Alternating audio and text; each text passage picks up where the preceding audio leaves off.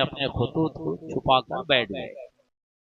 ان میں ایک صاحب تھے، ان کو لگا کہیں ایسا تو نہیں ہے کہ یہ خط حضرت امام حسین رضی اللہ تعالیٰ عنہ کا نہ ہو، خود عبید اللہ ابن زیاد کا ہو، اور وہ یہ دیکھنا چاہتا ہو کہ یہاں کتنے لوگ ہیں جو اہل بیت کی خیر خواہی کے لیے اپنے سر کٹانے کے لیے تیار ہو جاتے ہیں۔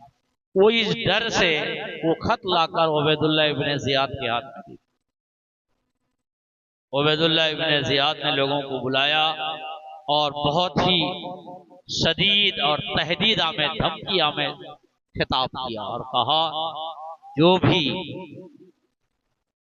حسین ابن علی کی طرف رغبت رکھے گا اور جو بھی فتنہ پھیلانا چاہے گا اور جو بھی یزید کے خلافت کے خلاف آواز اٹھانے کی جرات کرے گا، اس کے خاندان کو ہم تاراج کریں گے۔ چھری کے نیچے گلا ہے لیکن کسی سے کوئی گلا نہیں ہے۔ کل میں نے گفتگو میں کہا تھا کہ رسول اکرم صلی اللہ علیہ وآلہ وسلم نے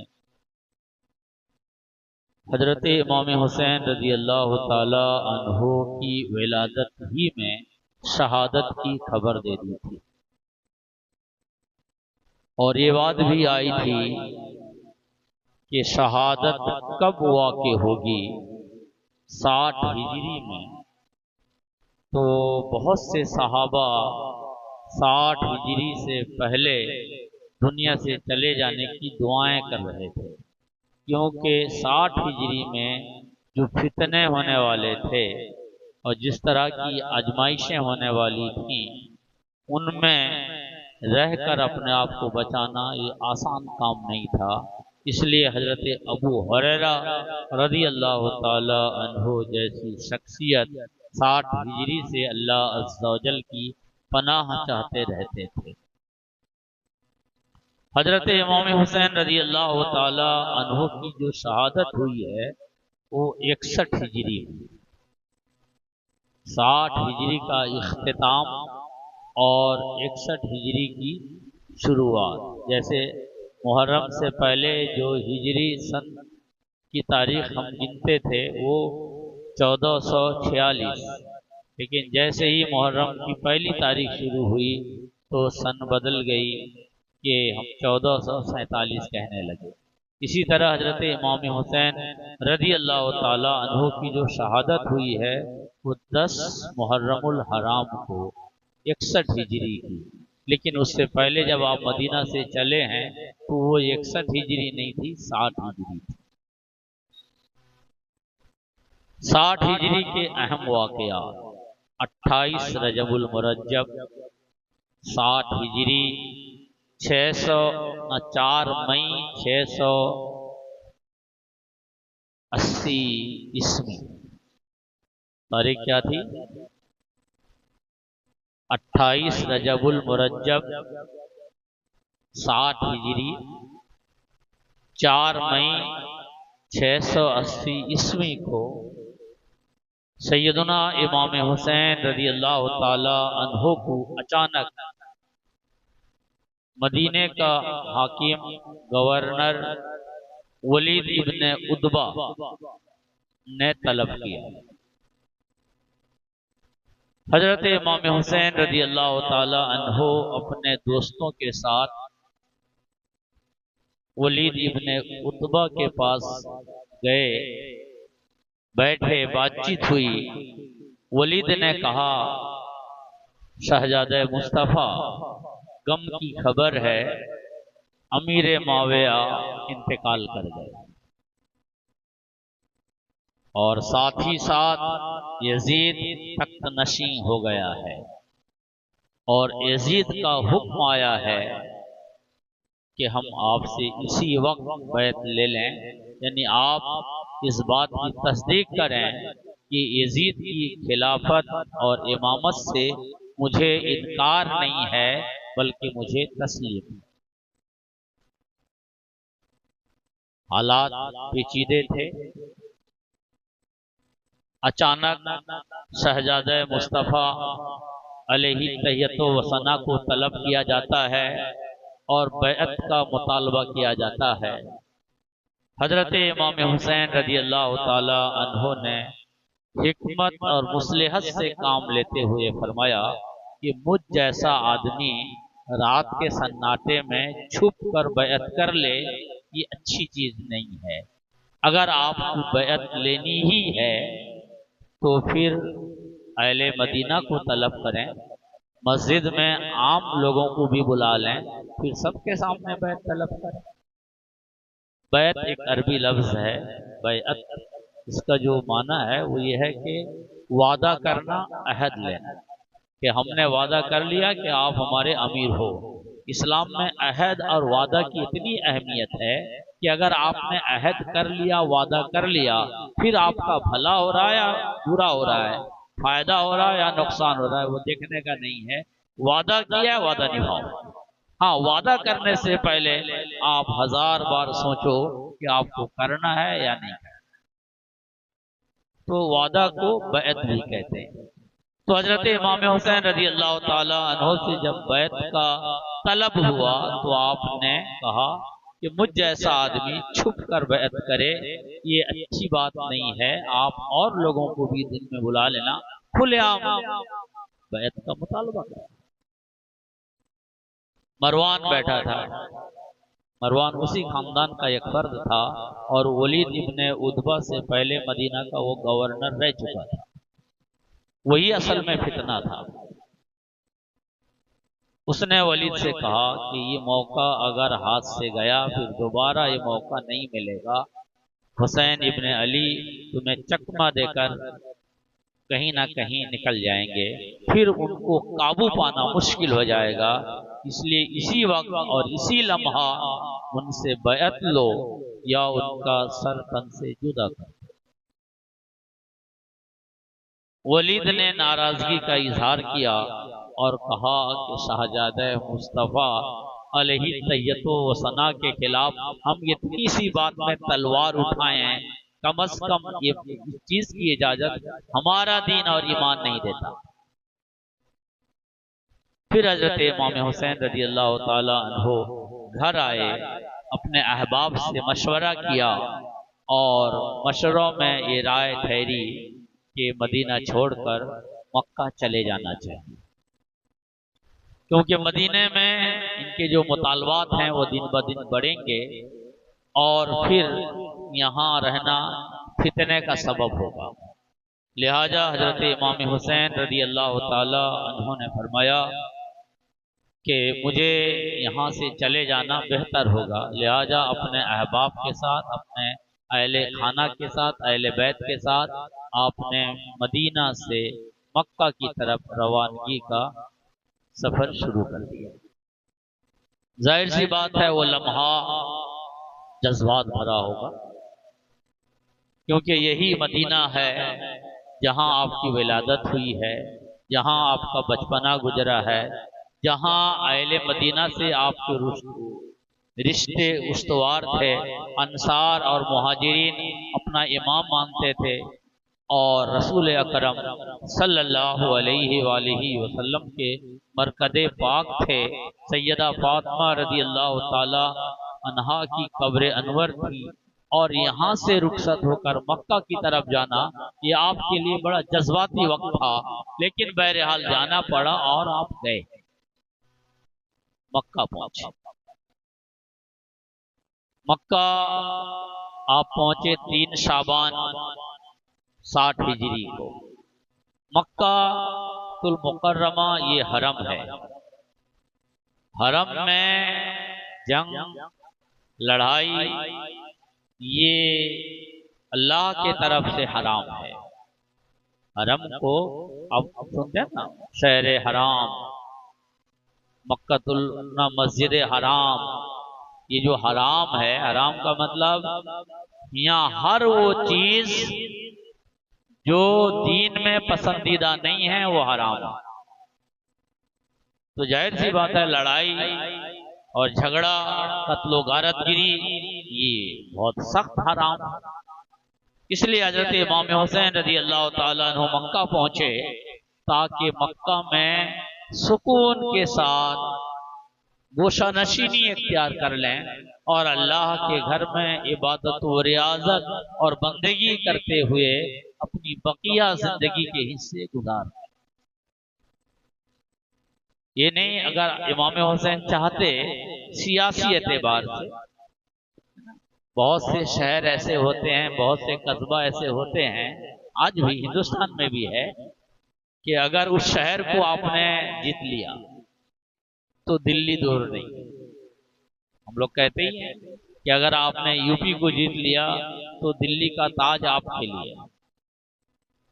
مکہ سیاسی طور پر ایسا مرکز تھا، اگر کوئی وہاں بیٹھ کر سیاسی سوجھ بوجھ سے کام لے اور اپنی دعوت اور تبلیغ کا کام کرتا رہے تو پھر وہ جو منصب چاہے گا حاصل کر سکتا ہے، کیونکہ پوری دنیا کے لوگ حج کے لیے وہاں اکٹھا ہوتے ہیں اور اللہ کے گھر کی زیارت کے لیے وہ دور دراز سے آتے رہتے ہیں. آپ وہاں بیٹھیے، لوگوں سے ملیے اور کہیے کہ فلاں خلیفہ یا فلاں امیر یا فلاں بادشاہ ایسا ہے، اس کی فطرت ایسی ہے، اس کے طور طریقے ایسے ہیں، اس کے کارنامے ایسے ہیں جو کتاب و سنت کے خلاف ہے، لہذا اس کے خلاف بغاوت ہونا چاہیے، اس کو کرسی سے اتارا جانا چاہیے اور ایک صالح شخص کو بیٹھایا جانا چاہیے. تو اس کام کے لیے مکہ سے بہتر کوئی دوسری جگہ نہیں ہو سکتی. مگر حضرت امام حسین رضی اللہ تعالی عنہ کا مکہ کی طرف جانا اس غرض سے نہیں تھا. وہ اس غرض کو ابھی آنے والی باتیں ظاہر کریں گی. غرض یہ تھا کہ وہاں اللہ کے حرم میں اپنے اوقات گزارے جائیں، عبادت میں، ریاضت میں، بندگی میں، مجاہدہ میں، مراقبہ میں، اور اللہ سے لو لگایا جائے، دنیا سے قطع تعلق کر لیا جائے. تو 3 شعبان المکرم 60 ہجری کو آپ مکۃ المکرمہ پہنچے، اور جیسے ہی اہل عراق بالخصوص شہر کوفہ والوں کو پتہ چلا کہ سیدنا امام حسین رضی اللہ تعالی عنہ مدینہ سے مکہ کی طرف روانہ ہو گئے ہیں اور مکہ میں جا کر آپ نے گوشہ تنہائی اختیار کر لی ہے، لوگوں سے ملنا جلنا، لوگوں سے معاملات رکھنا کم کر دیا ہے، کیونکہ وہ یزید کی حکومت کو پسند نہیں کرتے. تو پھر اہل کوفہ نے حضرت امام حسین رضی اللہ تعالی عنہ کو خطوط لکھنا شروع کیے. علماء تاریخ کہتے ہیں کہ سب سے پہلا خط جو حضرت امام حسین رضی اللہ تعالی عنہ کو ملا وہ 10 رمضان المبارک 60 ہجری کی تاریخ تھی. 10 رمضان المبارک گئے کب تھے؟ 28 رجب کو پہنچے تھے، 3 شعبان کو اور 10 رمضان کو اہل کوفہ کا خط سیدنا امام حسین رضی اللہ تعالی عنہ کو موصول ہوتا ہے. دیکھیے کوفہ کیا ہے، کوفہ کی تاریخ کیا ہے. کوفہ میں ہر شخص برا نہیں ہے. کوفہ سیدنا علی کرم اللہ تعالی وجہ الکریم کی دارالخلافت ہے. نبی کریم صلی اللہ علیہ وسلم نے حکومت کہاں کی؟ مدینہ المنورہ. صدیق اکبر، فاروق اعظم، عثمان ذو النورین سب مدینہ المنورہ. مگر جب حضرت علی کرم اللہ وجہ الکریم کا وقت آیا اور آپ امیر المومنین قرار دیے گئے تو آپ نے سیاسی طور پر فیصلہ کیا کہ مدینہ سے شام بہت دور ہے اور اگر کوفہ کو دارالخلافہ بنا لیا جائے تو وہاں سے چاروں طرف نظر رکھی جا سکتی ہے. اور اس لیے بھی کہ کوفہ میں زیادہ تر لوگ حضرت علی کرم اللہ وجہ الکریم کے شیدائی تھے.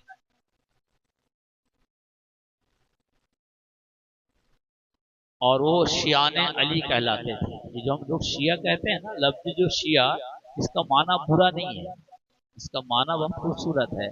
شیعہ کا مطلب ہے محبت کرنے والا. تو شیعان علی جب ہم کہتے ہیں تو اس کا مطلب ہے کہ سیدنا علی کرم اللہ وجہ الکریم سے محبت کرنے والا۔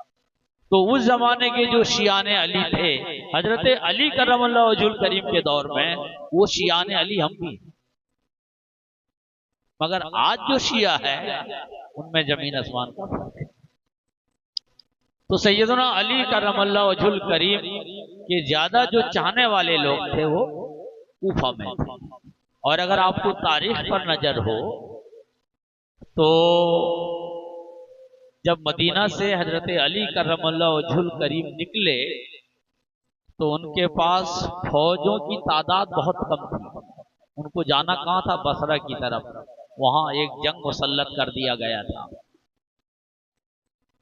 اور حضرت علی کرم اللہ وجہ الکریم نے حضرت عمار ابن یاسر کو کوفہ بھیجا کہ وہاں سے ہماری مدد کی جائے۔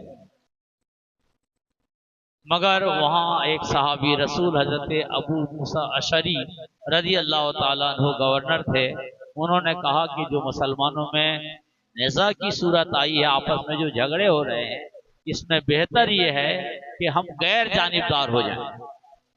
اور وہ اس طریقے سے سمجھا رہے تھے۔ تو حضرت عمار ابن یاسر اور سیدنا امام حسن رضی اللہ تعالیٰ عنہ کوفہ پہنچے اور وہاں مسجد میں خطاب کیا اور لوگوں کو اس بات پر ابھارا کہ امیر المؤمنین سیدنا علی کرم اللہ وجہ الکریم ہی حق پر ہیں، لہذا ان کی مدد کرو اور ان کے ساتھ کھڑے ہو جاؤ۔ تو بیک وقت صرف کوفہ سے 10,000 سے زیادہ کی تعداد میں لوگ حضرت علی کرم اللہ وجہ الکریم کے ساتھ آ کھڑے ہوئے تھے۔ اس لیے کوفہ شیعان علی کا مرکز تھا۔ کوفہ میں حضرت علی کرم اللہ وجہ الکریم اور اہل بیت کے چاہنے والے تھے۔ جب حضرت امام حسن نے امیر معاویہ سے سمجھوتا کیا تھا تو اس وقت شیعان علی کو اچھا نہیں لگا تھا، وہ اس کی مخالفت کر رہے تھے، لیکن چونکہ امام حسن نے سمجھوتا کیا تھا اس لیے وہ خاموش تھے۔ حضرت امام حسین رضی اللہ تعالیٰ عنہ کو بارہا اس طرح راغب کرتے تھے کہ آپ ہمارا ساتھ دیں، مگر حضرت امام حسین رضی اللہ تعالیٰ عنہ انہیں پھٹکار دیتے تھے۔ کہا بڑے بھائی صاحب نے وعدہ کیا ہے، ہم اس وعدہ کے خلاف نہیں جا سکتے۔ اور جب اہل کوفہ کو پتا چلا کہ اب امیر معاویہ کا انتقال ہو گیا ہے، یزید تخت نشین ہو گیا ہے، اور امام حسین رضی اللہ تعالیٰ عنہ اس بدبخت کو بھی پسند نہیں کرتے اور اس لیے وہ مدینہ چھوڑ کر مکہ چلے گئے ہیں، تو اہل کوفہ کو موقع ملا، انہوں نے خطوط لکھنا شروع کر دیے۔ ہم یہ نہیں جانتے کہ ان کی نیت اچھی نہیں تھی، ہم یہ نہیں جانتے، لیکن آنے والے واقعات بتا رہے ہیں کہ نیت اچھی نہیں تھی۔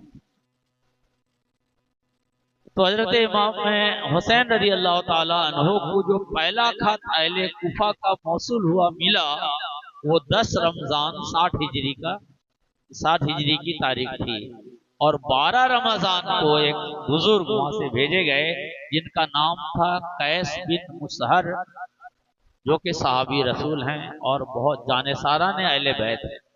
وہ کم سے کم 150 بزرگوں کے خطوط لے کر حضرت امام حسین رضی اللہ تعالی عنہ کے پاس پہنچے۔ کس تاریخ کو؟ 12 رمضان المبارک، یعنی 2 سے 3 دن کے اندر 150 سے زیادہ خطوط سیدنا امام حسین رضی اللہ تعالی عنہ کو موصول ہوتا ہے اس مضمون کا کہ آپ کوفہ تشریف لائیے، کوفہ میں ہم ظالم حکومت کے زیر سایہ ہیں، وہ ہم سے وہ چیزیں کروا رہا ہے جو کتاب و سنت اور مصطفیٰ کریم صلی اللہ علیہ وسلم کی سنت کے خلاف ہے، لہذا اگر آپ آ جائیں ہماری امامت اور قیادت کریں تو پھر ہم اس ظالم حکومت کو اکھاڑ پھینکیں گے۔ حضرت امام حسین رضی اللہ تعالیٰ عنہ کے دل میں کوئی ایسی چاہ نہیں تھی کہ آپ حکومت کرنے کے لیے سیاسی طور پر آپ منصوبہ بندی کریں، لیکن جب اہل کوفہ نے آپ کو پے در پے تقاضے کیے، اور اہل کوفہ سے آپ بہت اچھی طرح سے واقف بھی تھے، اچھے لوگ بھی تھے، برے لوگ بھی تھے، تو حضرت امام حسین رضی اللہ تعالی عنہ نے بڑے بزرگوں سے رائے لی اور خود کوفہ نہیں گئے، کوفہ کے حالات کو بہتر طریقے سے سمجھنے کے لیے اپنے چچا جاد بھائی حضرت عقیل کے بیٹے سیدنا مسلم رضی اللہ تعالی عنہ کو روانہ کیا۔ مسلم بن عقیل، عقیل کون ہے؟ حضرت علی کرم اللہ وجہ الکریم کے سگے بھائی ہیں، تو چچا جاد بھائی ہوئے حضرت مسلم۔ تو جناب مسلم رضی اللہ تعالی عنہ کو حضرت امام حسین رضی اللہ تعالی عنہ نے کوفہ روانہ کیا۔ وہ تاریخ تھی 14 رمضان المبارک کی، 60 ہجری کے واقعات چل رہے ہیں۔ 14 رمضان المبارک کو سیدنا امام مسلم رضی اللہ تعالی عنہ کو آپ نے کوفہ روانہ کیا۔ آپ کے ساتھ ایک جماعت تھی، ان میں یہ جو صحابی ہیں حضرت قیس بن مسر وہ بھی تھے، اور ایک بزرگ ہیں سعید ابن عبداللہ حنفی وہ بھی تھے، اور کئی لوگوں کو لے کر آپ کوفہ پہنچے۔ جب کوفہ پہنچے تو کوفہ کا ماحول کو آپ نے سازگار پایا۔ اہل تاریخ کہتے ہیں کہ جب حضرت امام حسین رضی اللہ تعالی عنہ کوفہ پہنچے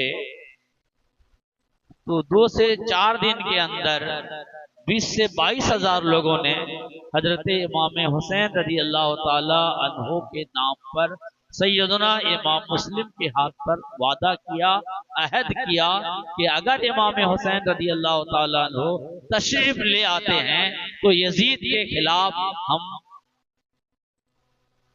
جی جان سے لڑیں گے اور دھڑ کی بازی لگا دیں گے۔ حضرت امام مسلم رضی اللہ تعالی عنہ نے جب یہ ماحول دیکھا اور بہتر انداز سے پرکھنے کی کوشش کی تو پتہ چلا کہ یہ جو اہل کوفہ ہیں وہ کہیں نہ کہیں اپنے دعوے میں مخلص ہیں، یعنی خواہ مخواہ دھوکہ دینے کے لیے بلا رہے ہیں، ایسا نہیں ہے، بلکہ وہ مخلص ہیں۔ تو حضرت امام مسلم رضی اللہ تعالی عنہ نے حضرت امام حسین رضی اللہ تعالی عنہ کو خط لکھا کہ جب میں کوفہ میں داخل ہوا تو اہل کوفہ کو آل مصطفیٰ کے لیے میں نے سازگار پایا، آپ کی امامت اور قیادت کے لیے اہل کوفہ ترس رہے ہیں، وہ چاہ رہے ہیں کہ آپ جلد سے جلد تشریف لائیں تاکہ جو آپ حکم دیں اس حکم پر عمل کریں اور یزید جیسا فاسق اور بدبخت شخص کو مصطفیٰ علیہ طیت و ثنا سے نکال باہر کریں۔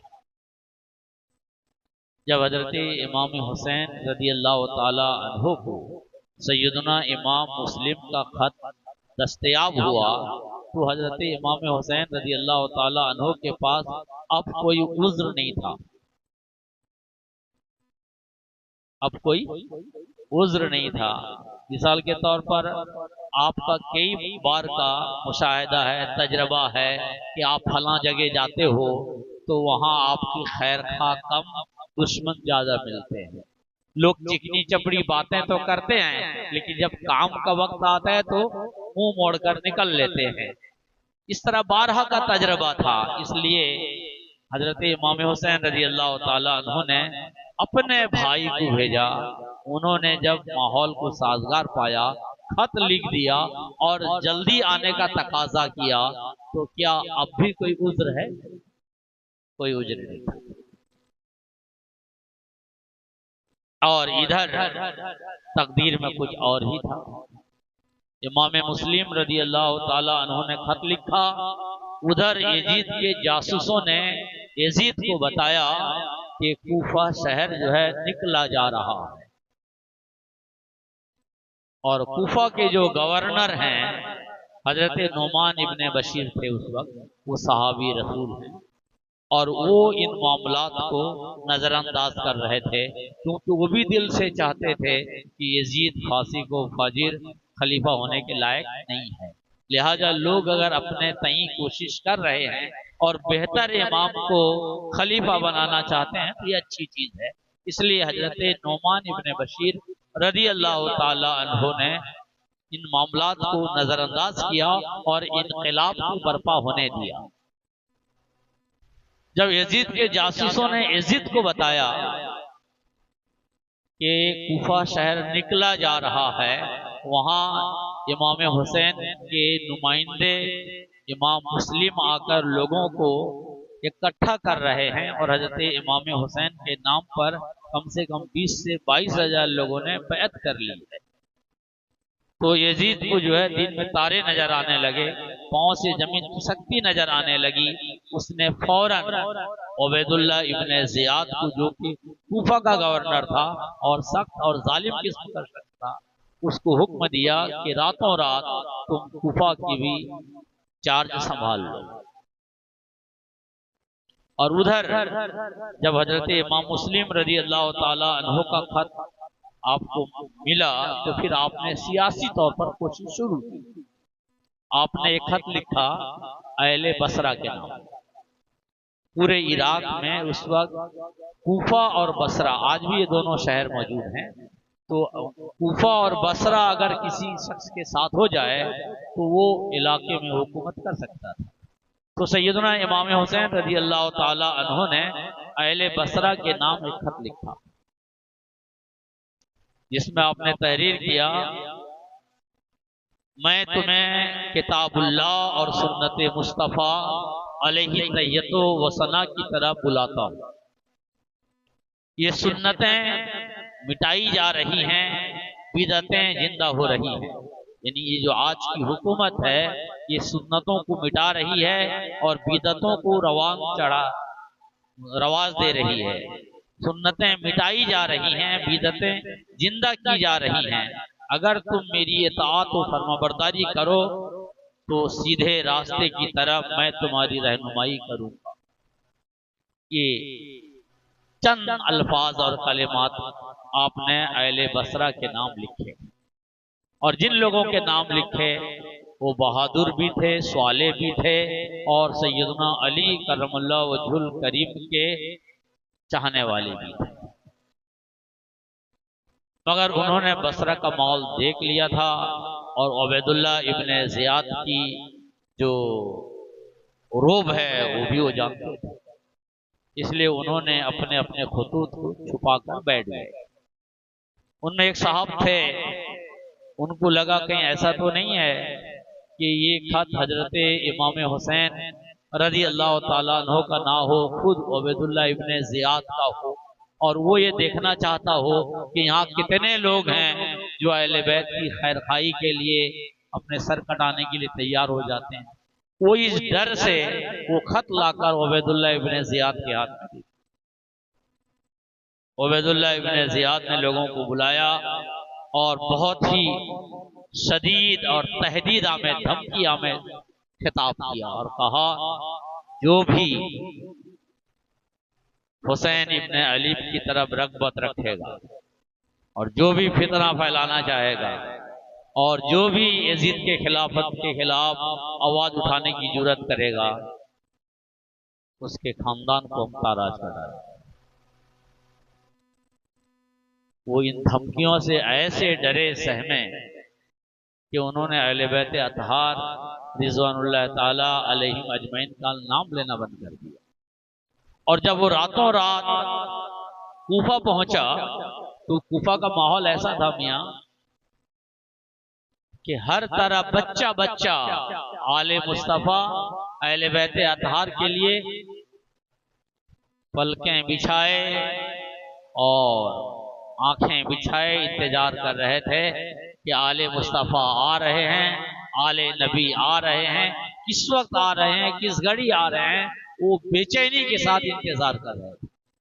اور اس کا احساس ابن زیاد کو بھی تھا، اس لیے اس نے اہل بیت اطہار کا حلیہ اختیار کیا، یعنی جیسے آل مصطفیٰ لباس پہنتے تھے، صافہ پہنتے تھے، طور طریقے ان کے ہوتے تھے، وہ اسی طرز سے کوفہ میں داخل ہوا، یعنی گورنر ہونے کے باوجود اس کو اتنی دہشت تھی کہ اہل بیت اطہار کہیں اہل بیت اطہار کے چاہنے والے کہیں ہمیں اپنے گرفت میں لے لیں اور تہس نہس نہ کریں۔ اور اس نے جب حجازیوں کے اہل مدینہ کے لباس میں، اہل بیت کے لباس میں آیا تو لوگوں نے نعرہ لگایا، آل مصطفیٰ مرحبا، آپ کی آمد مرحبا، آپ کا آنا مبارک ہو۔ اس طرح کے لوگوں نے نعرہ لگایا۔ یہ چپ چاپ نظریں جماتے دیکھتے کون کیسے لوگ ہیں، تاڑتا ہوا اپنا گورنر ہاؤس میں داخل ہو گیا۔